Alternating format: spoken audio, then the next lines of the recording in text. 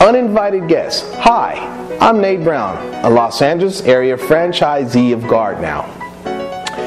Everybody loves weddings, and some of them love them so much that they'll show up to yours without being invited. Here are some tips on how to keep them out. First of all, having a guest list is very, very important, usually at weddings. Guests are greeted at the door of the reception hall where they can find a small card with their name and the table at which they'll be sitting. Some people will not be able to find a card with their name on it. It happens. Usually it means that they weren't invited. If you don't like someone very much, you're probably not going to want to spend $200 to feed them some filet mignon. Some people may show up with more people than they were supposed to. These invitation hijackers will end up taking the seat of someone who has actually been invited. And you usually get stuck with the extra charges when the venue has to set up more tables and chairs and bring out more food. This could end up costing you thousands of dollars. To prevent this from happening, find a reasonable person to handle your guest list.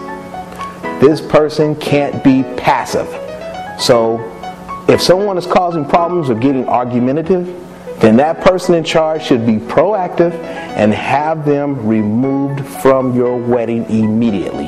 They also have to be sharp, so people can't manipulate them, because they will try.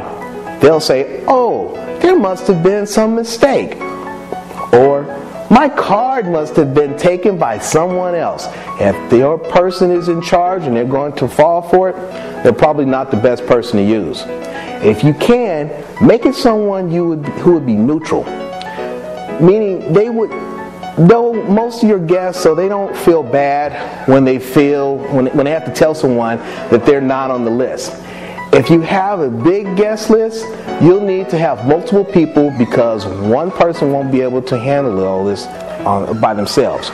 Whether you choose to believe it or not, you're going to get some wedding crashers.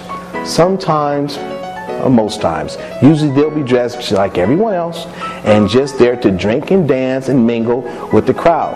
Sometimes they'll just be there to cause problems, to stalk out one of your guests. You can keep the people out by preparing for it in advance. Know all the entry points. If you got points, put a guard there. People with bad intentions may scope out the venue beforehand so they know that they can get in on your day and make havoc. Make sure the entry points are controlled throughout the night because they know that things become lax.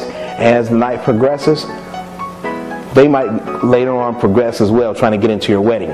Don't let your special day become a ruined one by people trying to barge their way into your wedding.